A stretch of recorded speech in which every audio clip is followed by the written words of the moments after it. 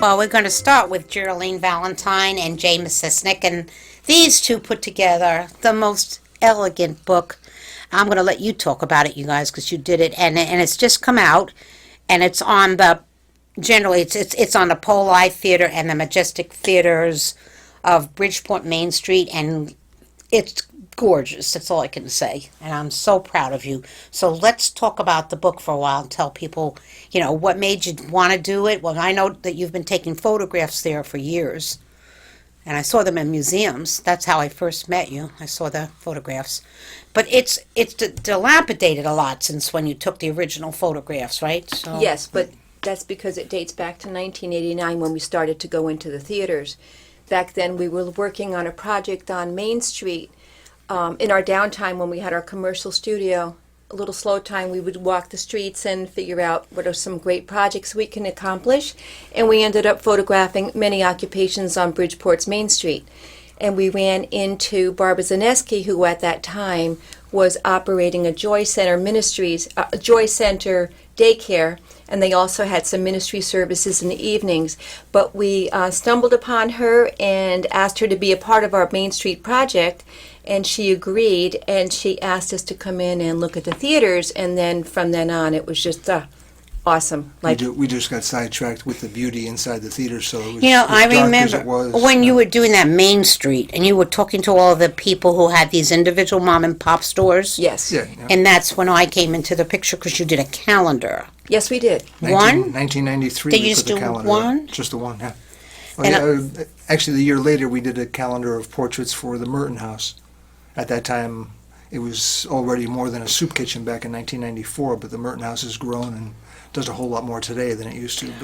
But so I was so impressed with that calendar. And then that person that was so dear to me, Biddy Josephson, was in the calendar. yes. So I framed it, and it's in my kitchen. She looks down at me all the time.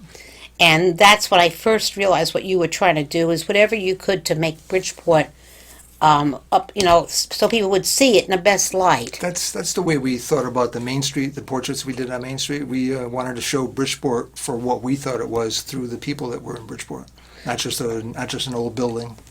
And you really Not just a accomplished a park, lot yeah. just with the calendar. So from this is most recent. I mean, you've done things all along. There's been 15 years in here. I mean, I remember. We took a lot of photos. Like Geralene said, the first photo we took in the theaters was in 1989. And in 1989, in the theaters, there was one outlet that had any sense of electricity to it. And we were a little afraid to plug our equipment in. And I guess through the course of time, we going in and looking and hanging around on the street, we got friendly with the people that own the Ocean Sea Grill. Bob the street. Bob and Emil Roleary Right. let us plug an extension cord into their restaurant, and we just ran it across Main Street Across the and street. powered our lights inside the theater. We always bring our own lights into the theaters too. So a lot of these photographs, first of all, what's the name of the book? Let's start with that. Poli's Palace and Majestic Theater's Memories Project. And It includes many interviews from people who had been on stage as far back as the 40s and 30s, as a matter of 30s, yeah. fact.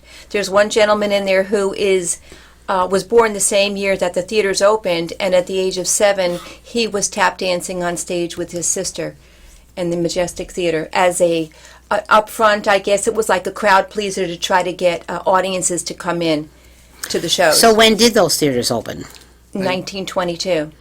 And I heard there were a lot of theaters in Bridgeport. I hear that it was up and down Main Street, all types of theaters, like dozens of theaters. When these two opened, we've heard two different numbers. When these two opened, we've heard that there was either 12 or 15 theaters in Bridgeport. But some of them were vaudeville theaters, or were they movie theaters, or all different? This was not a movie theater. This is a gorgeous. These opened at the tail end of the vaudeville era, Well- so they had live shows on stage. Well, speak a little bit about Mr. Poli, because he seems to be a person who put a lot of money into this, right? And in other places, not just in Bridgeport. Right. As a matter of fact, he already had an existing theater right across the street where the Ocean Sea Grill building is.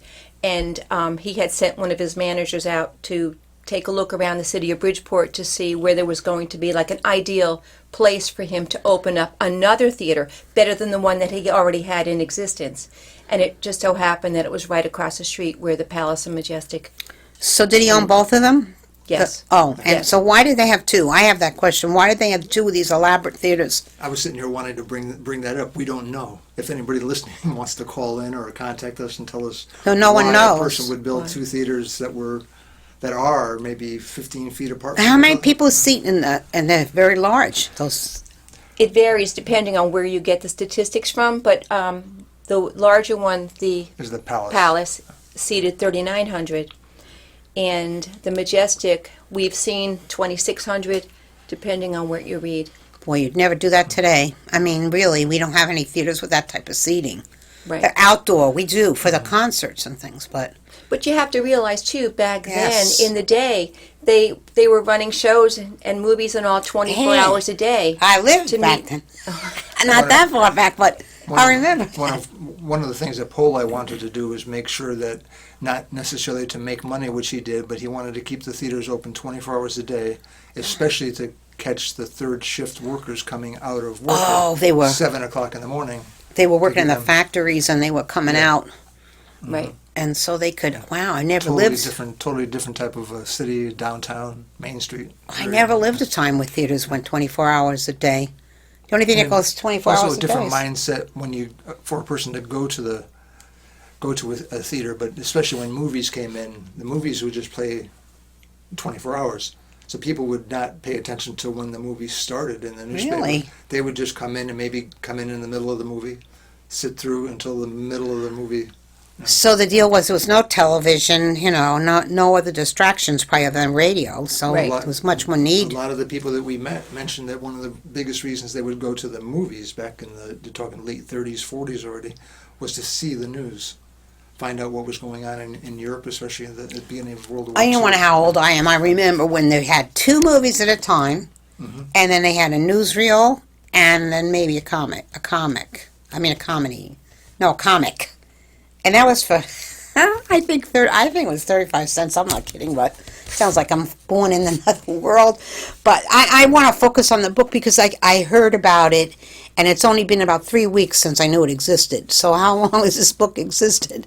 We published it in June, and We held law for a couple of reasons for the definition of publish that we found in most places, but we, I guess, sent it to the printer in March. So where did you do that? Did you do that It was here? an online printer that is no longer in business. Oh, So such- in the course of a couple of months, actually during the course that we were putting the book together, they were announced that they were closing. So they're closed. the quality of the photographs, the paper that you selected, and I love the format of the print, the font, and it's so easy to read. It was a very nice online printer. But, What a again, shame. It's not around anymore. So I'm hoping that it ends up in a few libraries because it's elegant and it's a little bit on the high side for expense, and not everybody's they're gonna all want to own it. I mean, all those people in the book, you have pictures of the usherettes, you called them, and you have pictures of some of the people who worked in the theater. and some of the people, some candy people as well, and also people that had been on stage, people who had first dates there. they Where'd you talk meet? about. Where'd you meet these people? How did you get to get all this information? It took a while. The first photos we took were in 1989. First photos of the theaters were 1989. We photographed them off and on for a couple of years. Did you get permission? You have to But, get permission, right? Well, at the time we started photographing them, they were owned by a couple of different people, and Barbara Zaneski, who was running a business out of there, would let us in that's- whenever we wanted to come in. The people that worked with her would help us carry our equipment in and out. Right. The city took them over in 1992. The city let us go in still for a couple of years off and on, but I would say 1993 or 4, we just sort of faded away from the theaters. I don't know if they got a little bit boring or what to us, but I think it was 19 years later. We just decided to go back in and take a few more photographs. We were still a little bit bored with just the architecture, and we just talked about what could we do to make a different type of, take a different approach. And we started thinking about finding people that had a connection to do some portraits of the people and to. And so where did See you it. find them when you gave the talks? I know you give talks at historic societies and Right, and what Exactly, we had yeah. done is we had taken a compilation of photographs since 1989 to the present, which was approximately 5 years ago, And we put a slide presentation together, and we also printed a book. It's very similar to this one, but it was strictly our photographs. And we went around to area historical societies around the greater Bridgeport area, senior centers, and some libraries. And the amount of people that turned out for our talks, and it was all very interactive. We had already always advertised it as such that they can come and share their stories, bring their newspaper articles, anything that you want, and share your stories with the public. And then we would collect their names and follow up with them later. And we've got some fantastic interviews as a result of them. We did a presentation in Milford for the Milford Preservation Trust. They were interested in finding out more information about the Villa Rosa, where Sylvester Polite built a magnificent home in the Woodmont section of Milford for his wife. But the Milford Preservation Trust set up a night for us to go, and they started getting more requests than they had room for. We had to move it to a larger room, and all of a sudden the larger room couldn't hold the number of people. The Poli family descendants sort of not crashed the party, but Oh, really? There's a lot of them? Are there a lot of Polite descendants? There were about 30 descendants lot. that evening. They pretty much took over the show, but it was beautiful. it was terrific. So And, you've been working on this how many? About 10 years you've been working towards this project? well, I mean, again, you work on so many projects. It's just one of them. I Right. know, because I know that you just spent a year at McClevey Hall and had an interesting studio there for a while when the building was available to artists to live, The- working. The oldest photo of ours in the book was taken in 1989, but then there's almost 20 years in there where we didn't take any photos. So I don't know how you count how long we've been working on it, but the past 3 or 4 years we've been working on it pretty hard. And then Geralene said you went further into New York City to get some of that information. The New York Public Library, we accessed the Library of Congress just to, Oh, you can do that. She's so Computer. smart The New Haven online. Museum. Yeah. I mean, there's so many places to access. I mean, we traveled quite a bit up the state, Connecticut Historical Society. Historical Society was very nice to us. Yeah. Actually, the Palace Theater in Waterbury was very nice to us a couple times. They have You some know, artifacts up there from. We actually have in the state now about 6 theaters that are beautiful. We have the one at Warner Theater. It's all completely redone. And then there's one in Thomaston, right? Not familiar with that one, but It's Is all it redone. the Opera House? Right. And then there's the one in Stamford now is old. That's old business already. The That was Palace. redone years ago. the Palace in Waterbury is beautiful now. That's another one. The people are very nice, but when you walk into the Palace in Waterbury, you might think you're walking into the Palace in That's Bridgeport. 4 theaters right Very there that have been similar. redone. Very similar, but it doesn't smell the same. So how are the ghosts in this theater? You have Oh, any? the ghosts, Yeah. they're very, very friendly. Yes. The only thing that aggravates me is they don't help us carry our equipment. No. So I know there are ghosts in there because I once had a police officer or something on here that loved those theaters, Yes, and yeah. he, you know what I mean, and I know who you mean. I think he got himself in trouble, though. oh, did he? And he loved to go in those theaters. So I'm sure there are ghosts in there, but I couldn't say enough about it. I heard about it. I read the article that Brad Durrell wrote in the newspaper recently, and he loves Bridgeport, and I know he loves you guys. And I have to say, Brad's been nice to us since probably around 1989. well, he's just nice. Even Period. prior to that, he's Yeah. always supported us with our Bridgeport projects. Oh, he's just such a wonderful journalist, and so I knew the book was going to be exquisite because he wrote the article. I read it, and I'm so happy that you shared it. And I don't know how a person's going to get to see this. So you're going to give them, people who are listening, a way that they can contact you and Jay so that they could talk with you personally. So it's up to you. I don't care whatever way. You have to give them an idea how they could reach you. Contact us. I guess an email might be the most convenient. Okay. For, Which is Our email is misencik.images@gmail.com, and it's spelled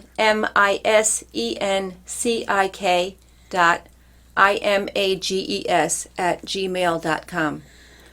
and there's a copy in the Trumbull Library. You told me so Copy in the far. Trumbull There's a Library. copy there's- they can borrow. And Bridgeport should also be having quite a few, one in each of their libraries as well.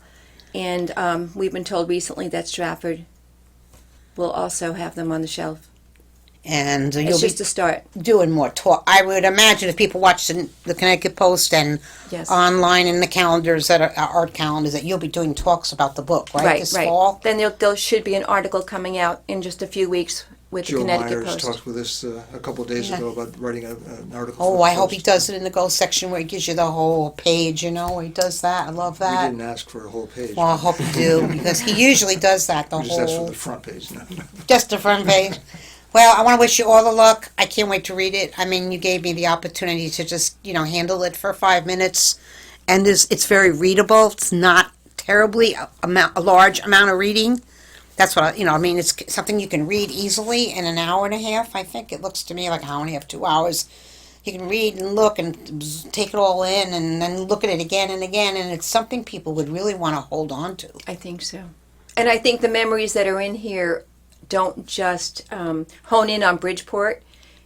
People who have memories to share, no matter where they grew up or what theaters, or it doesn't even have to be a theater that they're related to, but the memories just hold on to preserving the past. And I think many people can relate to that. Then they're going to get in touch with you.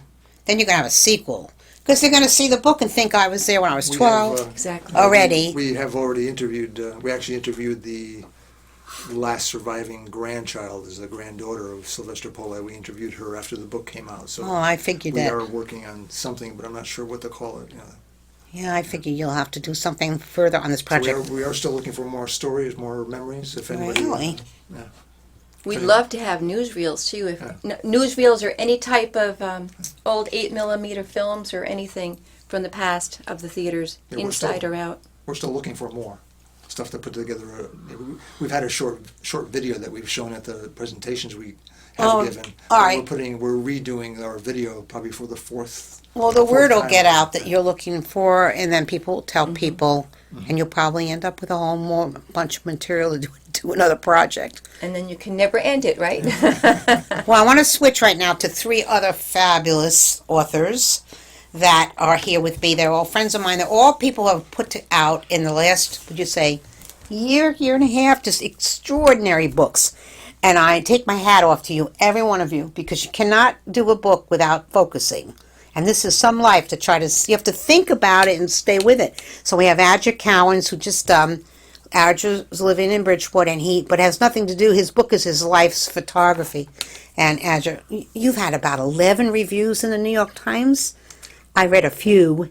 Well, there were several reviews, but I think And what's the name of the book? on Amazon.com there are about 9 or 10 reviews. The name of the book is Personal Vision. Okay, it's also a very high-end book. Yes, it's 288 pages. It was published by Glitterati Incorporated. And it's quite interesting because I had never thought about doing a book. And this woman saw my work in an exhibition. And she said, well, there was a picture of Mick Jagger. And she said, I don't hang pictures in my house, but I would hang that. She said, who represents you? I said, nobody.com. So she said, well, I'd like to represent you. And her name is Nadira Hassan, and she went to the Glitterati company. She had a lady there, a friend who was the publisher, Miss Howlett, and they published the book.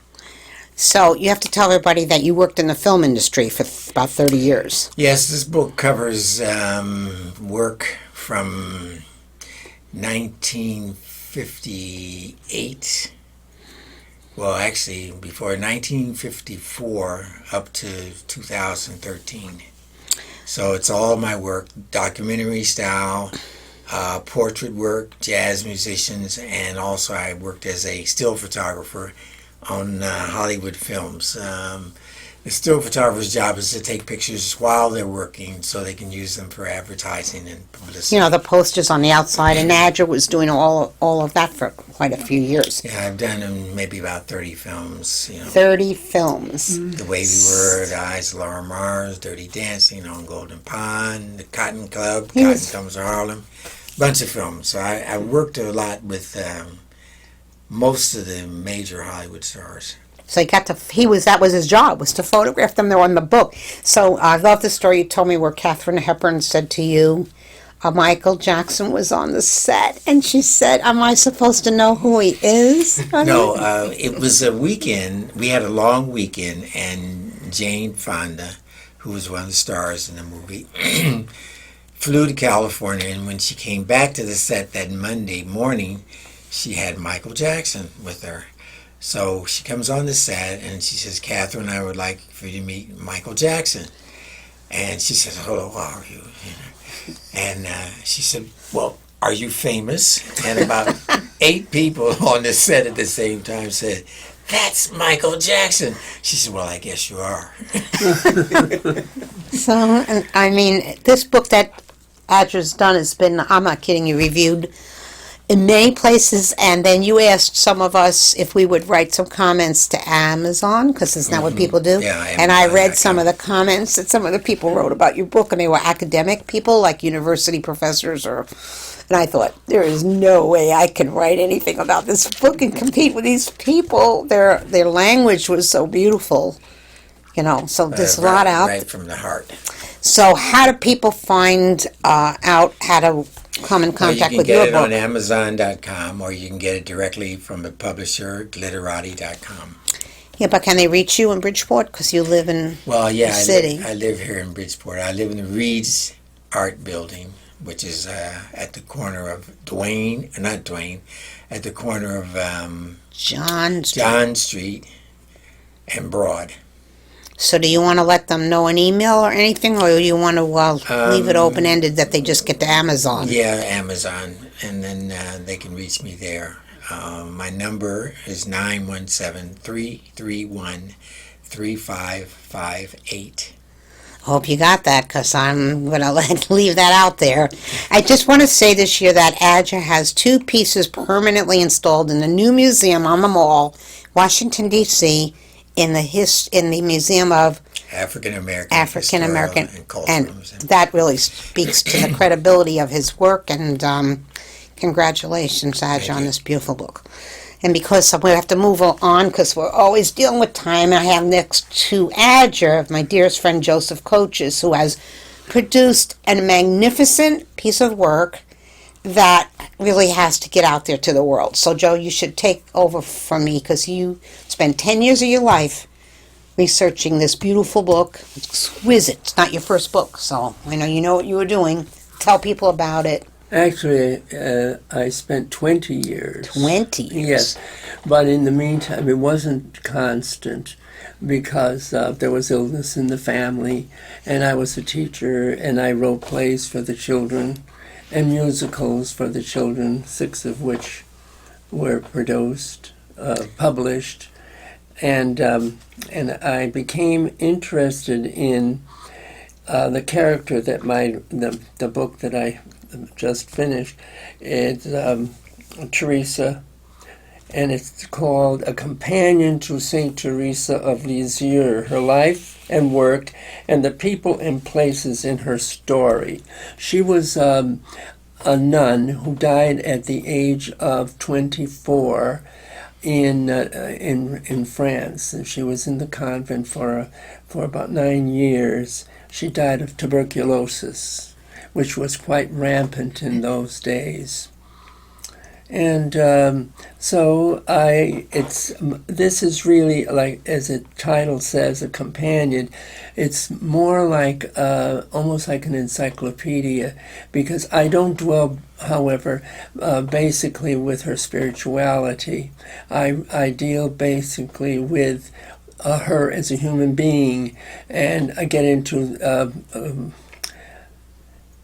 writing about all her siblings, about her parents, about friends, and nuns involved with her story, clergymen. And one of the interesting parts for me was her favorite saints and, quote, sinners. And one of them was, by the way, you very seldom think of Teresa as getting involved with a man who murdered 3 women, two women and 1 girl, about 10 or 11. And it's said that he slit their throats. So I actually I have a huge library of books about her.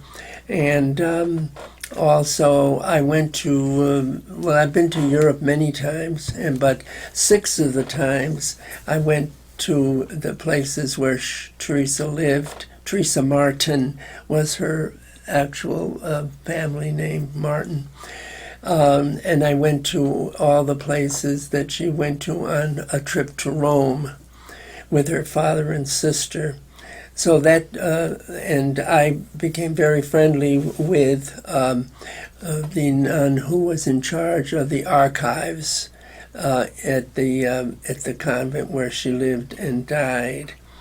And I get into her writing. She wrote about 266 plus letters, and in those days the only way to communicate was through writing letters.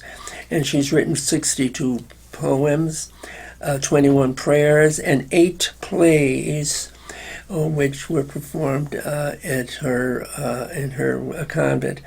But the most famous writing that she is connected with is called "The Story of a Soul," and she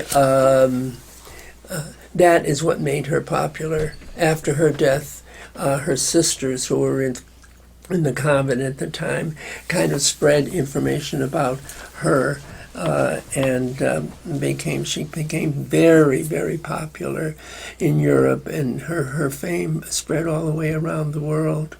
But Joe, what made you want to do this? I mean, you dedicated so many years to this, to choosing this topic. I don't know. It's a funny thing I mentioned in the prelude. I don't know why I did. I became very much interested, maybe because I went to a parochial school and there were nuns there, and all of them, to me, were almost semi-saints. They were school sisters of the Notre Dame. And it's funny, even the students who were in the class with me would... I remember one of the nuns told a girl, asked a girl to go upstairs and get something for her. Well, then the bell rang, and she came to to us in the classroom. 50 of us were in one class, and she said, "Oh, you'll never believe what I found out about the sister and about the sisters." And we all said, "What did you find out?" She said, "When I went upstairs, the teacher's room was open about 10 inches, and I peeked in, and actually, would you believe it? The nuns eat." And we all said, The nuns they eat? do, you know. Oh, my goodness. At any rate, the murderer story was good, and I went to all the places connected with him, and including, and he was found eventually at a performance of the Barber of Seville in Marseille, and I'm into opera, and that really impressed me. And Joe, 2 things I have to ask you because Yes. I just need to get this in before and then we'll bring you back and talk about this book another night, I think, Oh, because sure. there's so much here. Right. Is how do people reach you? And the book belongs in a lot of Catholic schools and parochial schools and Catholic libraries. That's where this fabulous piece of work belongs. I know it's a big book. It has almost 700 pages. I remember you Yeah. had a lot of problems with publishers. You can get it through Amazon. You can get it through Amazon. Yes. And have people reach you if they wanted to call you and learn more. Do you want my telephone number? Yeah, I think it might be good. Which one do you want to give somebody some way of reaching you? Or through the internet. My Go ahead. number That'd be good. is J for Joseph and K, all small letters, KOCHISS at yahoo.com. All right. Well, I think people should know more about this book. It's just a tremendous undertaking, and I don't think there's probably anything like it. I mean, of that No, quality. there isn't. There isn't anything like it That's in what all I the figured. story of the saints, you know. So we'll talk about it. I think all of you deserve to have a whole show just on your books. And then when I want to get Neddy Smith in here before David gives me the hook. So Neddy's new author, and he's a musician, professional musician, and you all know that. Plays the bass, and he does poetry, and combines the poetry and the music. And Neddy, you're a creative soul.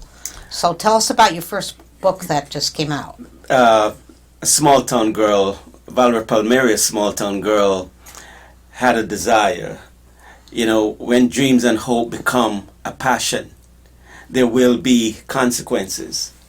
So this young lady, Valerie, was so close to her dad that she picked up traits from her dad from a young age and brought it all the way through to her success as a young woman in New York City after leaving home, not long after her dad passed away.